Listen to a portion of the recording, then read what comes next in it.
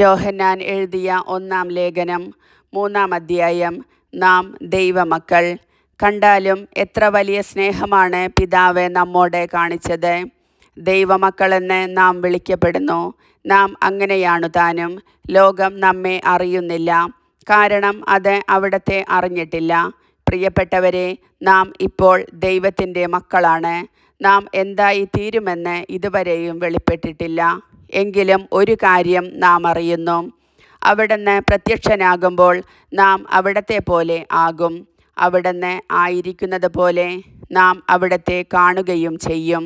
ഈ പ്രത്യാശയുള്ളവൻ അവിടുന്ന് പരിശുദ്ധനായിരിക്കുന്നത് പോലെ തന്നെ വിശുദ്ധനാക്കുന്നു.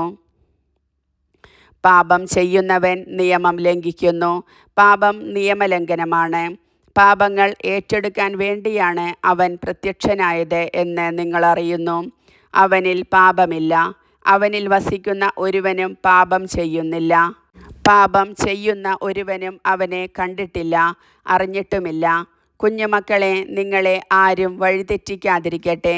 നീതി പ്രവർത്തിക്കുന്ന ഏവനും അവൻ നീതിമാനായിരിക്കുന്നത് പോലെ നീതിമാനാണ്. പാപം ചെയ്യുന്നവൻ പിശാചിൽ നിന്നുള്ളവനാണ്. എന്തെന്നാൽ പിശാച് ആദ്യം മുതലേ പാപം ചെയ്യുന്നവനാണ്. പിശാചിൻ്റെ പ്രവർത്തികളെ നശിപ്പിക്കുന്നതിനു വേണ്ടിയാണ് ദൈവപുത്രൻ പ്രത്യക്ഷനായത്. ദൈവത്തിൽ നിന്ന് ജനിച്ച ഒരുവനും പാപം ചെയ്യുന്നില്ല, കാരണം ദൈവചൈതന്യം അവനിൽ വസിക്കുന്നു. അവൻ ദൈവത്തിൽ നിന്ന് ജനിച്ചവനായതുകൊണ്ട് അവന് പാപം ചെയ്യാൻ സാധ്യമല്ല. ദൈവത്തിൻ്റെ മക്കളാരെന്നും പിശാചിൻ്റെ മക്കളാരെന്നും ഇതിനാൽ വ്യക്തമാണ്. നീതി പ്രവർത്തിക്കാത്ത ഒരുവനും ദൈവത്തിൽ നിന്നുള്ളവനല്ല. തൻ്റെ സഹോദരനെ സ്നേഹിക്കാത്തവനും അങ്ങനെ തന്നെ. പരസ്പരം സ്നേഹിക്കുവിൻ. ആദിമുതലേ നിങ്ങൾ കേട്ടിരുന്ന സന്ദേശം ഇതാണ്: നാം പരസ്പരം സ്നേഹിക്കണം.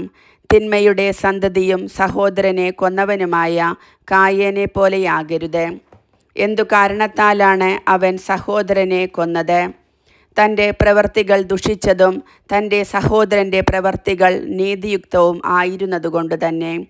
സഹോദരരെ, ലോകം നിങ്ങളെ ദ്വേഷിക്കുന്നെങ്കിൽ നിങ്ങൾ വിസ്മയിക്കേണ്ട. സഹോദരരെ സ്നേഹിക്കുന്നതുകൊണ്ട് നമ്മൾ മരണത്തിൽ നിന്ന് ജീവനിലേക്ക് കടന്നിരിക്കുന്നു എന്ന് നാം അറിയുന്നു. സ്നേഹിക്കാത്തവനാകട്ടെ മരണത്തിൽ തന്നെ നിലകൊള്ളുന്നു. സഹോദരനെ വെറുക്കുന്നവൻ കൊലപാതകിയാണ്. കൊലപാതകിയിൽ നിത്യജീവൻ വസിക്കുന്നില്ല എന്ന് നിങ്ങൾക്കറിയാമല്ലോ. ക്രിസ്തു സ്വന്തം ജീവൻ നമുക്ക് വേണ്ടി പരിത്യജിച്ചു എന്നതിൽ നിന്ന് സ്നേഹം എന്തെന്ന് നാം അറിയുന്നു. നമ്മളും സഹോദരർക്കു വേണ്ടി ജീവൻ പരിത്യജിക്കാൻ കടപ്പെട്ടിരിക്കുന്നു. ലൗകിക സമ്പത്ത് ഉണ്ടായിരിക്കെ ഒരുവൻ തൻ്റെ സഹോദരനെ സഹായമർഹിക്കുന്നവനായി കണ്ടിട്ടും അവനെതിരെ ഹൃദയം അടയ്ക്കുന്നെങ്കിൽ അവനിൽ ദൈവസ്നേഹം എങ്ങനെ കുടികൊള്ളും? കുഞ്ഞുമക്കളെ, വാക്കിലും സംസാരത്തിലുമല്ല നാം സ്നേഹിക്കേണ്ടത്, പ്രവൃത്തിയിലും സത്യത്തിലുമാണ്. ഇതുമൂലം നമ്മൾ സത്യത്തിൽ നിന്നുള്ളവരാണെന്ന് നാം അറിയുന്നു. നമ്മുടെ ഹൃദയം നമ്മെ കുറ്റപ്പെടുത്തുന്നെങ്കിൽ തന്നെ ദൈവം നമ്മുടെ ഹൃദയത്തേക്കാൾ വലിയവനും എല്ലാം അറിയുന്നവനുമാകയാൽ അവിടുത്തെ സന്നിധിയിൽ നാം സമാധാനം കണ്ടെത്തും. പ്രിയപ്പെട്ടവരെ, ഹൃദയം നമ്മെ കുറ്റപ്പെടുത്തുന്നില്ലെങ്കിൽ ദൈവത്തിൻ്റെ മുൻപിൽ നമുക്ക് ആത്മധൈര്യമുണ്ട്. നാം ആവശ്യപ്പെടുന്നതെന്തും അവിടുന്ന് നമുക്ക് നൽകുകയും ചെയ്യും.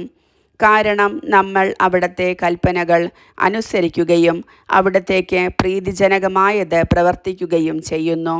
അവിടുത്തെ പുത്രനായ യേശുവിൻ്റെ നാമത്തിൽ നാം വിശ്വസിക്കുകയും അവൻ നമ്മോട് കൽപ്പിച്ചതുപോലെ നാം പരസ്പരം സ്നേഹിക്കുകയും ചെയ്യണം.